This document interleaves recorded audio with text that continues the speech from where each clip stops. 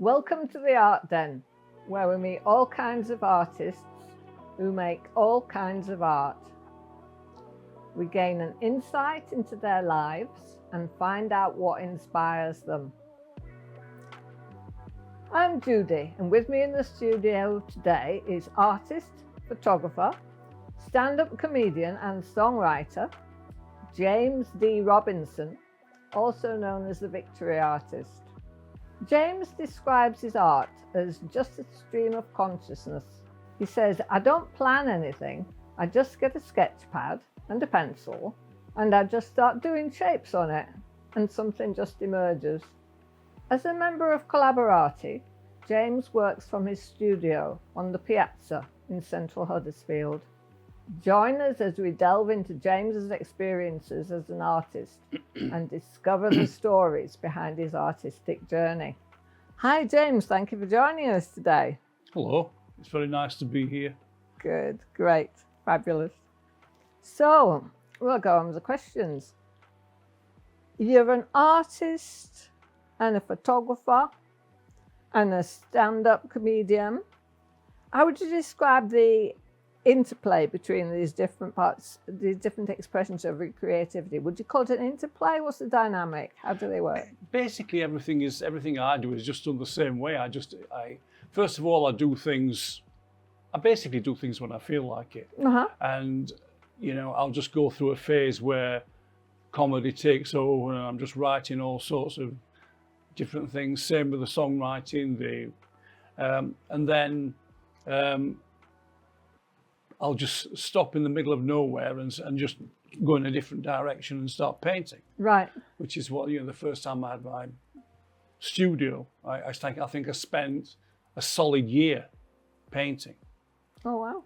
Just one and then paint, and then another one, and just like this and watch them all pile up behind me. Yeah. So yeah, it's just as the kind of urge takes me. So fabulous. I don't know what causes the change. It's just some kind of like some mental button in there saying, do comedy now. Or write a song or whatever. Sounds good. Sounds like a lot of fun. Everything that I've always enjoyed doing in my life is kind of all come together now. At art, being as part of sort of Collaborati, so you couldn't really wish for better, actually. No, that's brilliant. So your artistic style is very spontaneous. Did you think at first that all artists experience the creation of art as this kind of spontaneous outpouring? And how did you discover that this wasn't the case? Yeah, well, yes, I did. I just thought everyone else worked in the same way. Doesn't everybody just sit down and go, scribble or something? I don't, unless they actually set out with a purpose. I am going to do a landscape. I am going to do a portrait. But no, I thought lots and lots of people worked in exactly the same way. And then we'd gone for breakfast one morning. The Collaborati members to the can I say the cafe's name? The cafe around the corner. Yeah. Named after a bee's home. All right. So we went there and Kath, the coordinator, was talking to me about my art. And I said, doesn't everybody do it like this? Everybody just sits there and they go, and she goes, no. Oh, right, okay, well, maybe they don't. Oh. Yeah, so. Oh, that's news. Yeah. So I've found out since that there are artists who work along similar lines. But it's clear that many of them don't. So where do you find your inspiration? There's two ways of looking at it. First of all, in terms of a flash of inspiration to create a piece of art, there's nothing, virtually never. And that's what I wanted. I wanted a way of working that didn't involve waiting for some inspiration. Right. So that I could actually just keep painting constantly and I wouldn't need to wait for anything. Right.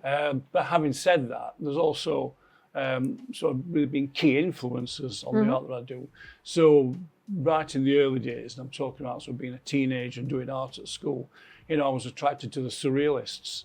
You know, like Salvador Dali, etc. Roger Dean was a big. I like the way that Roger Dean used to paint, and he had a reputation for doing all the album covers. You know, and I think he worked in. I think he basically got a sheet of paper, dropped it in oil paints on water, and then just created the design out of that. Right. So artists like that, and then more recently, I would say. Is it Jean Milo? I'm not quite sure how you pronounce it. But his work is tremendous. But there is actually someone who's part of Collaborati who tells me about, he looks at my work and then tells me about different artists. And he says, you know, you're the way you paint is very similar to this person. Right. So he told me about somebody, David Shrigley, I think it was. And I went, oh, wow. And he said, he just paints anything. It looks to me as though he couldn't care less whether he can paint it or not. He just goes, and I thought, I like that. Yeah. So I got out a sketch pad and I went like that as well. So you had a very progressive art teacher, I remember you saying. And could you tell us about your a little bit more about your early experiences with art? You know, maybe mentioning this teacher and how he influenced you, perhaps. If we've got the time, I can tell you sort of very briefly about before we actually got to him. Yeah. With the worst art lesson I've ever come across. Yeah, go on. And it was a teacher, and this was like in sort of junior school, and it was a teacher, and he sat us down, gave us a sheet of A4 paper, carve it up into 1-inch squares. Which I thought, well, okay, that's easy enough. Except when I took it for him to measure it, he said it was wrong. Oh, no. And everybody else has seemed to be wrong as well. You mean want exactly 1 inch or what? Not exactly 1 inch. Oh, no. I thought, wow, what's the necessity for this? Week number 2, same thing, still not happy. Week number 3, and then he suddenly decided that everybody's was okay. And I thought, well, that's great, we're making some progress. We're going to find out what the purpose of this is. But then he spent 20 minutes talking about boxing. Oh. And I thought, okay. And then he said, right, divide these squares up with a diagonal. Okay, diagonal. And then he says, do a little pattern in one corner and a little pattern in the other. And then replicate it all the way across. And I thought, huh? And that required precise measuring, did it? It seemed if it was to teach people that art is as boring as hell, then that's how to do it. And then, by contrast, secondary school, along comes this teacher called Mr. Gaunt. After we'd done some preliminary work in, drawing and light and shade and the usual type of basics, he then had these sheets of paper up on the wall, about 6 foot high, and some cloths with paint and dip these in there and sling them at the wall. Well, you can imagine as a kid, I thought, what, really? We get into trouble for that? It was going to be like that, and it was great. And I remember at the time actually thickening the lines up around this stuff with a big felt tip pen. Something I think is usually referred to as a type of neurographic art, right? Where part of the process is thickening up the lines around the shapes, and then filling in corners, etc., etc. Oh, I like this. Then the following week it was like, right, I'm not going to tell you what to paint, but I'm going to put this album on. Pink Floyd, Ummagumma, as I later found out. And he says, here you are. He says, paint something to the sound of this. So I thought, oh, wow, yeah. I'll do that. Just great. Just so right from that moment, it was just really, really, art was just fantastic. Brilliant. Wow. Brilliant. Yeah. I then never touched it for about 30 years. Oh, wow. So I'd love to hear about how you got back into it. Well, at the time at the school, I mean, there was still a system of streaming in place. Right. And so no one ever told us about progression. I know this sounds crazy. I didn't know that you could go and do. A student walked in the other day, during one of the lessons, whose appearance was very strange to everyone in the class. And when I started, said, "He's an art student." Huh? What? What, you can do art, can you? You can go and study it somewhere, can you? It's just all. That sounds crazy now, but they never told you. They never told. They never said anything about courses or what you could actually do post-secondary education. Wow. Nothing. Nothing. I bet you were grateful for this art student walking in as well. It's like I was. I don't know why it didn't. I don't know why it didn't occur to me. Think, oh, you can study art. Well, why don't you go and do it then? And I don't know. So, what are the results for you personally of painting the way that you do? I mean, what impact does it have on you? You know, maybe sort of like how you feel or anything like this. Well, it just makes me feel it's almost like meditating permanently. It's just like just being completely focused on things. So, thinking about your finished works of art, can you describe a painting that makes you feel proud or happy, or particularly proud or happy? And can you say why it makes you feel that way? There are two paintings I did based on, I mean, if I can just go back to it, there's a friend of mine called Kat, who is in Merseyside. She is neurodiverse and has a number of physical conditions, but all, I suppose, neurodiversity is autistic and ADHD, etc., etc. And she thinks very rationally and very clearly. Whenever she gets some kind of pain or moments where she has a complete meltdown, she's up forever saying, "Stupid body," you know, this hurts and that hurts. And I'm not quite sure which one of these conditions is behind it, etc. And so I did a couple of paintings based on this kind of stupid body thing about the inside of a body, where all the chemicals are all out of balance and everything's out of whack and everything's not the colour you'd expect, you know. So the heart isn't ready, it's purple and got stripes in it, and, you know, liquids that ought to be, and chemicals that ought to be one colour are another, and everything. So you've got a new direction in your art now, and based on some, like, you know, of your recent influences. Could you tell us a bit about that, or like share some examples? You've got any examples to illustrate that? Yeah. Well, this has come from, we've got not a new artist, just an artist, two artists who tend to work together. Right. Who've joined me downstairs in the basement studio over at the Piazza Centre. Right. And it's this particular person, it's Stuart, they call him, who you may have met. And he looks at my work and he keeps talking about various people. And this David Shrigley was someone he mentioned the other day. And as soon as I looked at it, it's very simple stuff.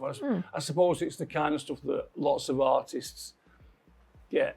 You know, that comment about, oh, it looks like a child could do it. You know. And I suppose he gets that sort of criticism. I went away straight away. And is it okay if I just have a quick... Yeah, absolutely. Please do.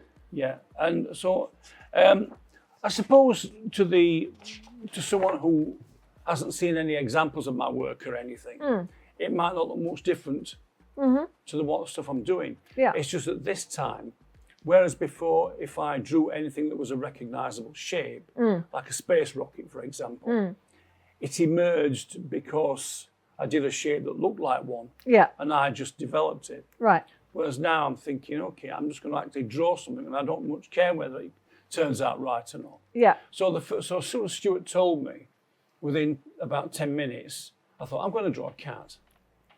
Okay, and this was my...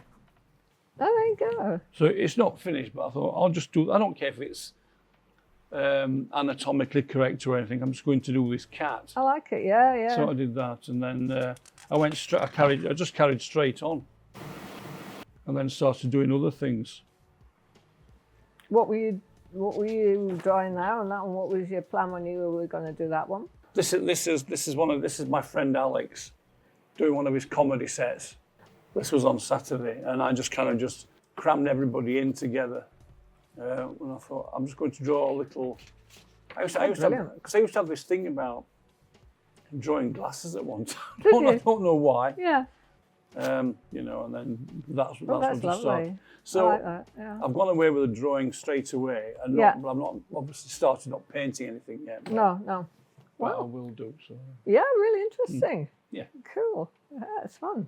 yeah. They'll be very colourful when they're done. That won't change. Yeah. The colours will be there. Right. Oh, I look forward to seeing them. That would be great. Oh yeah, well, of course you're welcome to come and look. I should be displaying some of those in the unit where I am, but I think if you're going to ask me something about that, I better not mention where things are displayed. That's all right. That's the all right. It's moment. exactly what I was going to ask you now, which is where are you exhibiting your work? Right. Now, I know for starters, you've got an exhibition here at the Media Centre in Huddersfield. Yeah. The unit where I'm working, there's a gallery space upstairs, which is there's just been an exhibition in there. They've just gone. Right. So now.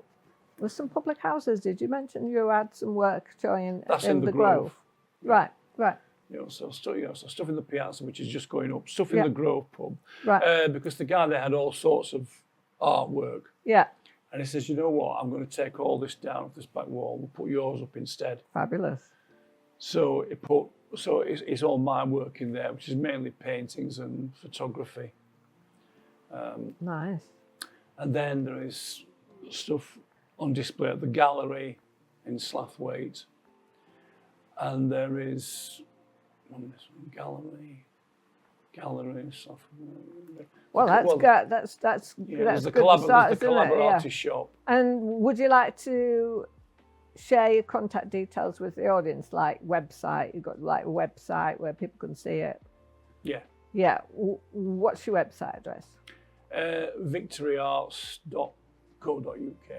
victoryarts.co.uk. Yeah. Great. Fabulous. Yeah. Nice one. Great. So there's one about stopping. Yeah, that's a question I always like to ask everyone, which is when and where do you paint, and how easy is it for you to stop once you've started? Painting is usually, I'd say, 95% of the time downstairs in the studio unit 29 in the Piazza Centre. Yeah. And pretty much all of it's done down there. Right. Occasionally I'll draw design somewhere else. And then stopping is easy in one respect because I will work till about 8:30. Yeah. Then I go and get the bus. Right. And then, so that's where I stop. So that's yes. easy. That's easy. Yes. Yes. In terms of actually stopping when I'm doing something during the day Yeah. and there's something else I should be doing, Oh, yes. So, in terms of your personal identity and your sense of who you are, how important to you is being an artist? well, it's critical because this has been missing. It's just been missing my whole life. So basically, it's like, you know, if you take a sizable chunk out of this, I've kind of been existing with this chunk missing. Right. And now someone's come along and said, there you are, it's back again. Ah, right, now I know where I am. Right. Yeah. So, and I look back over the jobs I've done in my life, I think, I should have been doing art long ago. Yeah. So it's like, it's just like essential. It's like who you are, is it? Kind of in a way, it's like who you are. Yeah. You know. Yeah, great. So finally, just to sum it up, why do you create art? Why do you paint? Because I have to. That's it. That sums it up. I mean, this is why I've started, you know, I've not done painting for a while because I've been focusing on the comedy and songwriting, etc. And so I'm picking up a guitar again for the first time in years. Which is great. I surprised my friend actually, you know. I bought a guitar. I said, what you got that for? He's never seen me, but I've known him since school, and he's never seen me with a guitar ever. No. And then suddenly I buy a guitar. Yeah. I've never seen you with one of those before. So yeah, actually, it's just something I should have done a long time ago. But well. Yeah. Brilliant. Great, James. That's really interesting. Thank you very much for joining us, coming along. It's been fabulous talking to you. Thank you. And we wish you all the best for the future. Yeah, thank you very much. To you, the audience, thank you for tuning in. Be sure to subscribe to Kirklees Local TV on YouTube to get our latest videos first. And we'll see you again soon. Bye for now. Should we get a cup of tea? Well, I don't see any reason why not, no. Let's do it.